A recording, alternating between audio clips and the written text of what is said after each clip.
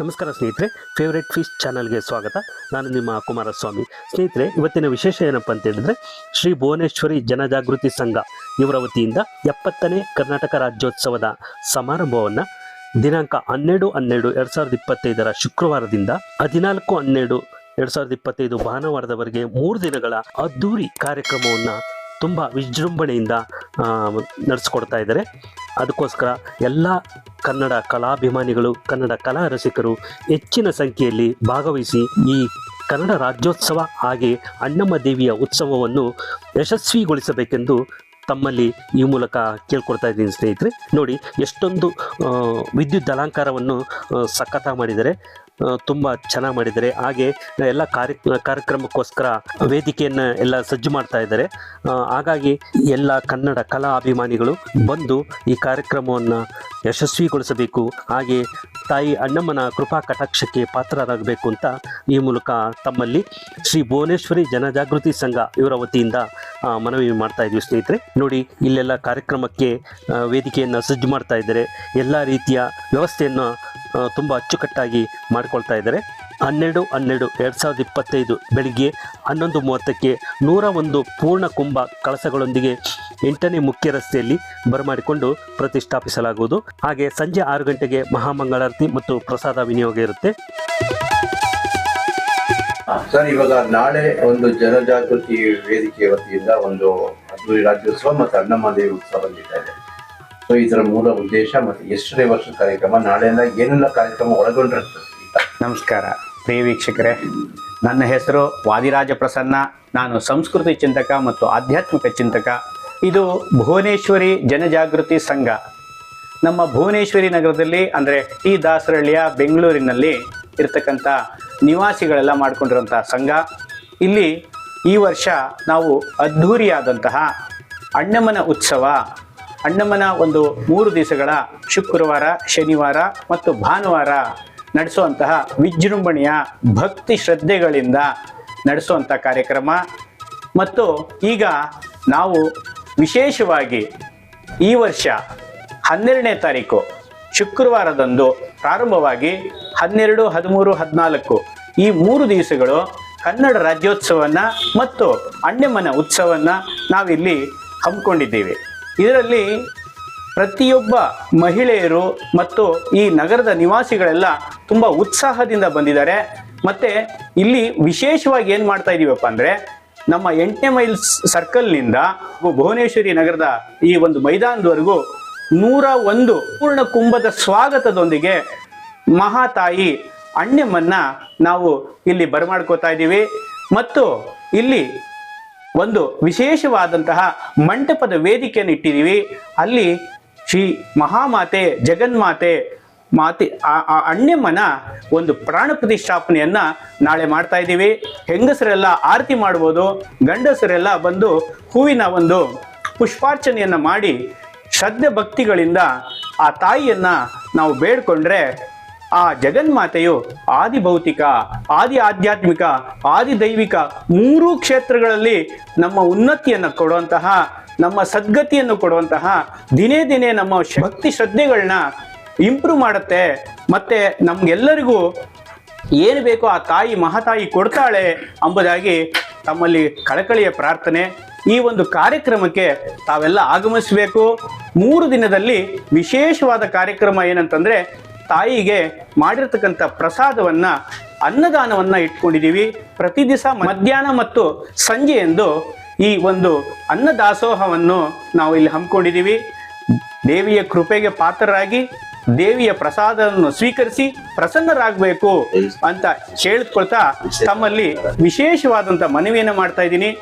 ಹಾಗೂ ವಿಶೇಷವಾಗಿ ಈ ಅಣ್ಣಮ್ಮನಿಗೆ ಪ್ರತಿನಿತ್ಯವೂ ವಿಶೇಷವಾದ ಅಲಂಕಾರಗಳನ್ನ ಮಾಡಿ ನಮ್ಮ ಶ್ರದ್ಧೆ ಭಕ್ತಿಗಳನ್ನು ದೇವಿಗೆ ವಿನಮ್ರನಾಗಿ ನಾವು ಪ್ರಾರ್ಥನೆಯನ್ನು ಮಾಡ್ತಾ ಇದ್ದೀವಿ. ಮತ್ತು ಅಣ್ಣಮ್ಮನ ಉತ್ಸವವು, ಈ ಅಣ್ಣಮ್ಮನ ಈ ಒಂದು ಮಹಾ ಮಹೋತ್ಸವಕ್ಕೆ ತಾವುಗಳೆಲ್ಲ ಪಾಲ್ಗೊಳ್ಬೇಕು. ಮತ್ತು ನೀವೆಲ್ಲರೂ ನಮಗೆ ಸಹಕಾರ ಈವರೆಗೂ ನೀಡಿದ್ದೀರಾ. ಈ ಕಾರ್ಯಕ್ರಮನ ಯಶಸ್ವಿಗೊಳಿಸಬೇಕು, ನೀವೆಲ್ಲ ಬರಬೇಕು ಮತ್ತು ದೇವಿಯ ಕೃಪೆಗೆ ಪಾತ್ರರಾಗಬೇಕಂತ ಕೇಳ್ಕೊತೀನಿ. ಮತ್ತು ಈ 3 ದಿವಸಗಳಲ್ಲಿ ವಿಶೇಷವಾಗಿ ರಂಗೋಲಿ ಸ್ಪರ್ಧೆ ಮತ್ತು ಚಿತ್ರಕಲಾ ಸ್ಪರ್ಧೆ ಮತ್ತು ಅದ್ಧೂರಿಯಾದಂತಹ ನಮ್ಮ ಶನಿವಾರದ ಸಂಜೆಯಂದು ರಸಮಂಜರಿ ಅಂದರೆ ಆರ್ಕೆಸ್ಟ್ರಾವನ್ನು ಏರ್ಪಡಿಸಿದ್ದೀವಿ. ಅದು ರವಿರಾಜ್ ಆರ್ಕೆಸ್ಟ್ರಾ ಅವರಿಂದ ಕನ್ನಡದ ಭಕ್ತಿ ಪ್ರಧಾನ ನಾಡಗೀತೆಗಳನ್ನ ಅವರು ಇಲ್ಲಿ ಪ್ರಸ್ತುತಪಡಿಸೋರಿದ್ದಾರೆ. ಈ ಕಾರ್ಯಕ್ರಮವನ್ನು ಯಶಸ್ವಿಗೊಳಿಸಬೇಕಂತ ಕೇಳ್ಕೊತೀವಿ.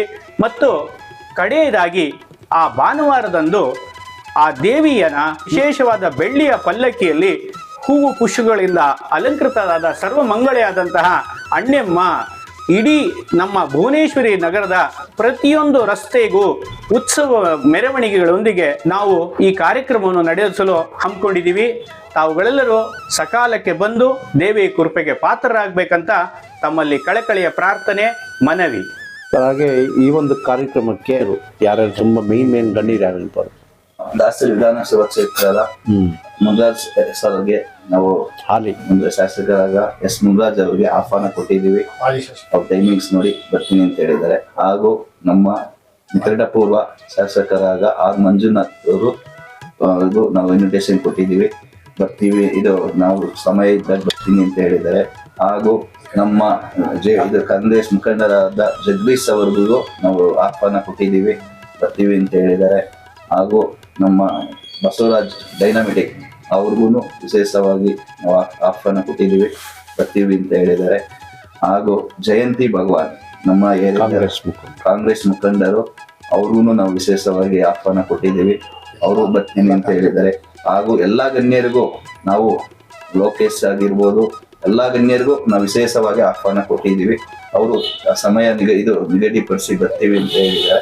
ವಿಶೇಷವಾಗಿ ಒಂದು ಹಾಸ್ಯ ಕಲಾವಿದರಾದ ಮಿನಿಕಿ ಗೋಪಿ ಅವರಿಗೆ ವಿಶೇಷವಾಗಿ ಅವರೇ ನಾವು ಬಂದು ನಾವು ಕಾರ್ಯಕ್ರಮ ನಡೆಸ್ಕೊಡ್ತೀವಿ ಅಂತ ಹೇಳಿದ್ದಾರೆ. ಅವ್ರು ಬರ್ತಾರೆ. ಇದು ಈಗ ನಮ್ಮ ಅಧ್ಯಕ್ಷರಾದಂತಹ ನನ್ನ ಸ್ನೇಹಿತರಾದಂತಹ ಶ್ರೀಯುತ ರವಿಗೌಡ ಅವರು ಏನು ಹೇಳಿದ್ದಾರೆ ಅಂದರೆ, ಜಾತ್ಯತೀತ ರಾಜಕೀಯತೀತ ಅಂದರೆ ನಮ್ಮ BJPಲಾಗಿರ್ಬೋದು, ನಮ್ಮ ಕಾಂಗ್ರೆಸ್ನಲ್ಲಾಗಿರ್ಬೋದು ಮತ್ತು ನಮ್ಮ JDSನಲ್ಲಾಗಿರ್ಬೋದು ಎಲ್ಲ ಮುಖಂಡರಿಗೂ ಆಹ್ವಾನವನ್ನು ಕೊಟ್ಟಿದ್ದೀವಿ. ಅವರೆಲ್ಲರೂ ತುಂಬ ಹೃದಯದಿಂದ ಸಂತೋಷದಿಂದ ಬರಲು ಒಪ್ಕೊಂಡಿದ್ದಾರೆ. ಅವರ ಸಮಯವನ್ನು ನೋಡಿಕೊಂಡು ಅವ್ರು ಬರ್ತಾರೆ. ಇದು ಯಾವುದೇ ರಾಜಕೀಯ ವೇದಿಕೆಯಲ್ಲ ಮತ್ತು ಯಾವುದೇ ಜಾತಿಯ ವೇದಿಕೆ ಅಲ್ಲ. ಇದು ಸರ್ವ ಜನಾಂಗ ಮತ್ತು ಎಲ್ಲರೂ ಹಿಂದೂ ಜನಾಂಗಗಳೆಲ್ಲ ಒಟ್ಟಾಗಿ ಸೇರಬೇಕು ಮತ್ತು ಎಲ್ಲರೂ ಮೊಬೈಲ್ ಬಿಟ್ಟು ಮನೆಗಳಲ್ಲಿ ಮಕ್ಕಳು ಮತ್ತು ಪ್ರತಿಯೊಬ್ಬರು ಹೆಂಗಸರು ಮಕ್ಕಳು ತಂದೆ ಎಲ್ಲರೂ ಮೊಬೈಲ್ಗೆ ಅಡಿಕ್ಟ್ ಆಗಿದ್ದಾರೆ. ಈ ಮೊಬೈಲ್ನ ಬಿಟ್ಟು 3 ದಿವಸ ಭಕ್ತಿ ಶ್ರದ್ಧೆಗಳಿಂದ ನಮ್ಮ ಹಿಂದೂ ಸನಾತನ ಧರ್ಮದ ಈ ಒಂದು ಅಣ್ಣೆಮ್ಮನ ಪೂಜೆಯನ್ನು ಪಾಲ್ಗೊಳ್ಳಬೇಕು ಅಂತ ಅವರು ಉತ್ಸುಕರಾಗಿದ್ದಾರೆ.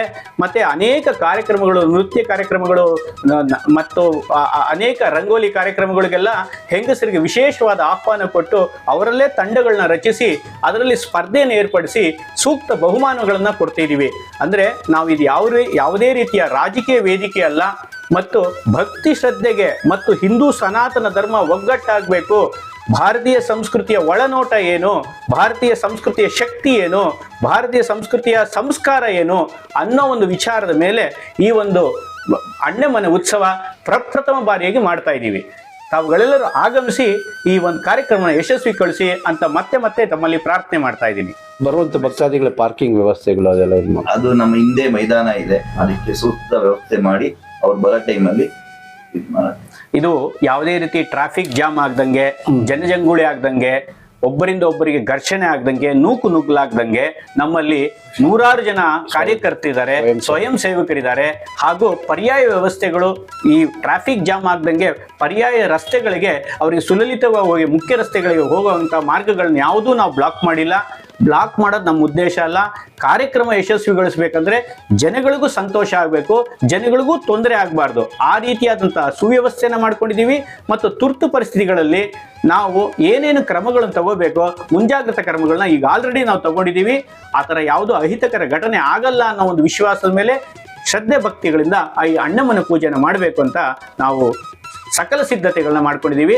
ಯಾವುದೇ ಅನುಮಾನ ಬೇಡ. ಕಾನೂನು ಪ್ರಕಾರವಾಗಿ ಎಲ್ಲ ರೀತಿಯಾದಂತಹ ನಾವು ಸರ್ಟಿಫಿಕೇಟ್ಸ್ಗಳು, ಅಪ್ರೂವಲ್ಸ್ಗಳು ನಾವು ತಗೊಂಡಿದ್ದೀವಿ. ಮತ್ತು ಜನಗಳಿಗೋಸ್ಕರ, ಜನಗಳಿಂದ, ಜನಗಳಿಗಾಗಿ ಮಾಡ್ತಾ ಇರೋ ಕಾರ್ಯಕ್ರಮ ಆಗಿರೋದ್ರಿಂದ ಪ್ರತಿಯೊಬ್ಬರು ಸ್ವಯಂ ಸೇವಕರೇ. ಹಾಗಾಗಿ ತಾವೆಲ್ಲರೂ ಈ ಕಾರ್ಯಕ್ರಮವನ್ನು ಬನ್ನಿ ಅಂತ ಮತ್ತೆ ಮತ್ತೆ ಕೇಳ್ಕೊಳ್ತಾ ನಮ್ಮ ಮಾತುಗಳನ್ನ ಮುಗಿಸ್ತಾ ಇದ್ದೀವಿ. ನಮಸ್ಕಾರ. ಇವತ್ತಿನ ವಿಡಿಯೋ ಇಲ್ಲಿಗೆ ಮುಗಿಸ್ತಾ ಇದ್ದೀನಿ. ಮತ್ತೊಂದು ವಿಶೇಷ ವಿಡಿಯೋದೊಂದಿಗೆ ಮತ್ತೆ ಭೇಟಿಯಾಗೋಣ. ಇವತ್ತಿನ ಈ ವಿಡಿಯೋ ನಿಮಗೆ ಇಷ್ಟ ಆಗಿದ್ರೆ ಲೈಕ್ ಮಾಡಿ, ಕಮೆಂಟ್ ಮಾಡಿ, ಶೇರ್ ಮಾಡಿ. ನೀವು ಇನ್ನೂ ನಮ್ಮ ಚಾನಲ್ಗೆ ಸಬ್ಸ್ಕ್ರೈಬ್ ಆಗದೆ ವಿಡಿಯೋ ನೋಡ್ತಾ ಇದ್ರೆ ಈ ಕೂಡಲೇ ಸಬ್ಸ್ಕ್ರೈಬ್ ಮಾಡ್ಕೊಳ್ಳಿ. Thank you for watching till end. Bye bye, see you.